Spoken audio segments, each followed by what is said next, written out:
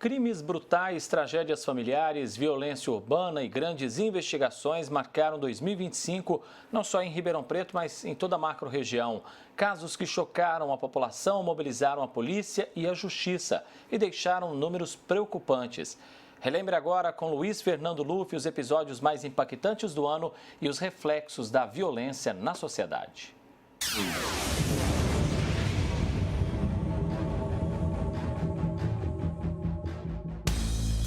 Elizabeth Rabassa, 68 anos, foi a principal personagem de uma história real, que ficou nas manchetes policiais durante semanas e que ainda parece não ter fim. Ela foi presa no dia 6 de maio, acusada de ter matado a nora, a professora de Pilates, Larissa Rodrigues, 37 anos. O marido de Larissa, o médico Luiz Antônio Garnica, filho de Elizabeth, e segundo a polícia, estaria diretamente envolvido no crime. Larissa foi enterrada a princípio como suspeita de morte a esclarecer. Diante de uma denúncia à polícia, ela teria sido envenenada, constatado no laudo do exame necroscópico. E o agente foi o chumbinho, um produto clandestino usado como raticida, administrado pela sogra e com a participação do próprio marido da Larissa. Ambos estão presos desde maio. Ele nega. O caso, classificado como homicídio duplamente qualificado, está na Justiça, com o processo conduzido pelo promotor Marcos Túlio Nicolini. Ambos já foram denunciados. O processo aqui já está numa fase avançada, já está em fase de sentença, que nós acreditamos que será sentença de pronúncia. A morte da veterinária Natália Garnica, 42 anos, também está ligada ao crime de Larissa. O que eles têm em comum? Natália, após o corpo ser exumado e constatado que morreu da mesma forma da professora de Pilates, envenenamento por chumbinho. Os dois casos estão em paralelos, porque envolvem a mesma pessoa. Elizabeth, mãe de Natália, e que, segundo a polícia, teria praticado o envenenamento das duas vítimas. A conclusão que nós tivemos é que a Elizabeth matou a filha, a Natália, com o uso de veneno. A exumação da Natália confirmou que a morte dela foi em decorrência da ingestão de chumbinho.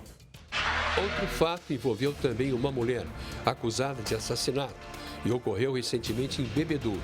A professora de estética Jussara Fernandes, 62 anos, confessou ter matado e enterrado no fundo da casa dela o namorado Alexandro da Silva Rocha, de 21 anos. O corpo foi encontrado no dia 24 de outubro último, após denúncia à Guarda Civil Municipal.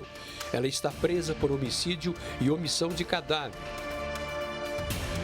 Ela também está sendo investigada pela morte por afogamento na mesma casa do marido Walter Gilmar de Paula Carneiro, 65 anos, que teve o corpo exumado para exames.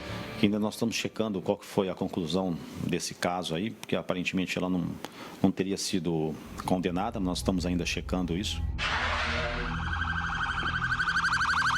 Michele chegou até a delegacia aqui, trazida por investigadores do setor de homicídios da DIC, ela que está com a prisão temporária decretada por volta de 6 horas e 15 minutos da noite. Dentre essas tragédias envolvendo famílias, aqui em Ribeirão Preto, a filha confessou ter matado a própria mãe, usando uma faca de cozinha, numa área de lazer no Planalto Verde. Michele Cristina Feliciano, 32 anos, está presa e confessou o assassinato da própria mãe, a diretora aposentada Márcia Regina Feliciano, de 60 anos de idade. O motivo do crime não ficou ainda esclarecido. Eu lembro mesmo das coisas que aconteceram. Eu jamais faria isso com a minha mãe. E ainda em Serrana, um fato bárbaro e impressionante. A morte de uma menina de 11 anos, vítima de violência e estupro. Encontrada ferida no quarto, ela foi levada para atendimento médico e no Hospital das Clínicas, unidade de emergência, Ribeirão Preto, foi constatado, além de um ferimento no pescoço, sofreu também traumatismo craniano. O padrasto, de 32 anos, é suspeito do crime e foi preso temporariamente. Segundo a polícia do caso, ele teria forjado um suicídio da criança. Essa pessoa fez a pior crueldade, tirou minha vida, minha filha que eu tanto amo, ela fez a primeira comunhão agora, gente. E em Pontal, a banalidade do possível furto de um celular resultou na morte do adolescente Alex Gabriel, de 16 anos, amarrado com arame farpado, torturado e jogado no Rio Pardo. simplesmente porque ele teria pegado um celular num depósito de bebidas. 4 homens foram presos e serão julgados por homicídio triplamente qualificado. E aqui em Ribeirão Preto, Daniel Valeriano de Brito foi condenado a 25 anos e 6 meses de prisão pela morte do entregador Francisco Machado Fortuna. O assassinato teve o caráter passional. A vítima namorava a ex de Daniel. Muita dor, sem explicação do que está acontecendo, parece um pesadelo, não dá para acreditar nisso, que tudo que está acontecendo parece mentira. Caso Nelson, crime que abalou Cravinhos. O empresário Nelson Carreira Filho, assassinado a tiros em maio deste ano, não teve o corpo encontrado, supostamente jogado no rio, próximo a Miguelópolis. De acordo com a polícia, Marlon Paula Júnior, que tinha uma relação comercial com a vítima, foi quem matou Nelson e está foragido. O crime aconteceu nesta empresa de Marlon, em Cravinhos, e o motivo, uma desavença de negócio entre os dois. Outras 7 pessoas estariam envolvidas e também serão julgadas com Marlon. A gente percebe assim, uma frieza chocante, né? Principalmente do Marlon e do Tadeu, e também da própria Marcela. As marcas da violência também se apresentaram em vários assassinatos em Ribeirão Preto. A rixa entre adolescentes dos bairros Vila Virgínia e Parque Ribeirão Preto vitimou o jovem Cailan Tiago Marcondes Andrade, de 18 anos. Ele foi espancado e morto quando acompanhava um trenzinho na Avenida Antônio Helena Renner. 3 jovens tiveram a prisão preventiva decretada, apontados como autores do crime. A polícia exercer uma fiscalização maior em relação a isso, no aspecto criminal, por conta de pessoas aí, de malfeitores, marginais, estarem usando esses trenzinhos para poder praticar crimes. A violência doméstica também se caracterizou como uma das ocorrências de maior registro em Ribeirão Preto. De acordo com as estatísticas, 4 mulheres são assassinadas por dia no Brasil. Em Ribeirão Preto aconteceu apenas um feminicídio, resultando no índice de 75% em relação ao ano passado. Com a implantação da Delegacia de Defesa da Mulher funcionando 24 horas, houve um aumento de boletins de ocorrência de cerca de 80%. Então, o ideal é que se faça um boletim de ocorrência e peça a medida protetiva. E não permita essa aproximação, porque caso ela tenha medida protetiva e ele se aproxime, relacionando a polícia, ele vai preso em flagrante pelo descumprimento da medida protetiva. Cruz das Posses, distrito de Sertãozinho, a fúria de Edson da Silva de Oliveira, de 37 anos, terminou com um crime brutal ao matar a facadas a esposa de 33 anos e a filha do casal. Em seguida, ele se entregou à polícia. Foi eu que socorri o filho dele, porque na hora que a polícia estava pegando ele, o menino estava sozinho. Eu vim, abracei o menino e o menino falou para mim que ele é um monstro. Falou, na rua ele era uma coisa, dentro de casa ele era outra. Uma morte violenta foi de um homem de 77 anos, preso suspeito de matar com golpes de barra de ferro a própria filha de 54 anos. Testemunhas informaram sobre uma discussão antes do ocorrido. Nas rodovias da macro-região de Ribeirão Preto, no período de janeiro a 31 de outubro, conforme estatística da Polícia Rodoviária, ocorreram 488 acidentes, contra 792 em 2024. Infelizmente, 47 pessoas morreram por acidente desde janeiro até outubro em 2025. O mais grave ocorreu com um ônibus de estudantes em fevereiro na rodovia Valdir Canavari, entre Nuporanga e São José da Bela Vista, atingido por um caminhão. Morreram 12 jovens entre 17 e 23 anos. Eles estavam em Franca e retornavam para São Joaquim da Barra, onde moravam. O motorista do caminhão, Evandro Rogério Leite, foi condenado a 5 anos de prisão em regime semiaberto. Se a gente fizer uma conta rápida aqui, se eu dividir 5 anos e 9 meses por 12, são 5 meses e 22 dias por vida perdida. E assim, a gente não tem nem palavras para descrever a frustração que é isso.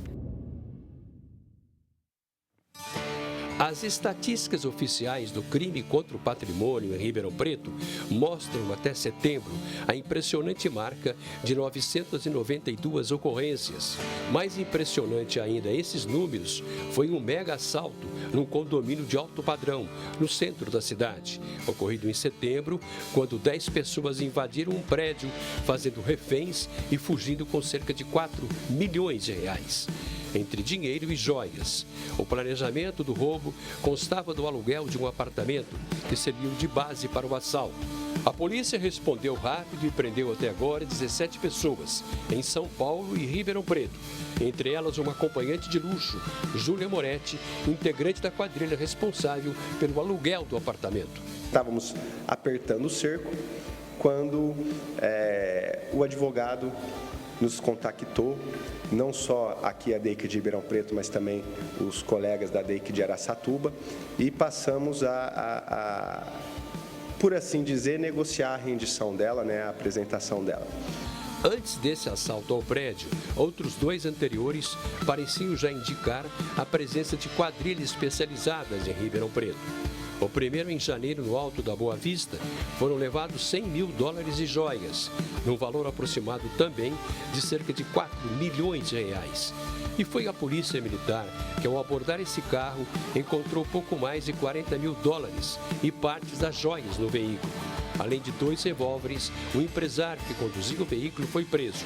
Um assalto anterior, no mês de maio, na Ribeirânia, já havia sido considerado como um dos mais importantes, numa invasão de 3 pessoas a um imóvel onde estava um casal de idosos, o filho e uma funcionária. Os bandidos levaram cerca de 300 peças de joias, entre elas um colar de ouro com diamantes, comprado há mais de 20 anos.